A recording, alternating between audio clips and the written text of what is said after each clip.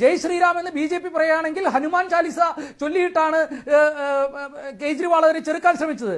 ബാബറി മസ്ജിദ് തകർത്ത ഇന്ത്യൻ ജനാധിപത്യത്തിന്റെ കറുത്ത ദിനങ്ങളിലൊന്നാണ് ഡിസംബർ 6 എന്നും രാമക്ഷേത്രം ഉണ്ടാകുന്നത് ആ ജനാധിപത്യ ധ്വംസനത്തിന്റെയും ഇന്ത്യയുടെ മതേതരത്വത്തിന്റെ കുംഭഗോപുരങ്ങളെ തകർത്തുണ്ടായ ഒന്നാണ് രാമക്ഷേത്രം എന്ന് ഇന്ത്യയിലെ പ്രതിപക്ഷ കക്ഷികൾ എല്ലാം പറയുന്ന സമയത്ത് രാമക്ഷേത്രത്തിലേക്ക് ആളുകളെ കൊണ്ടുപോകുന്നതിന് വേണ്ടിയിട്ട് സർക്കാർ ചെലവിൽ പരിപാടി അവതരിപ്പിച്ച ഒരാളാണ് കേജ്രിവാൾ.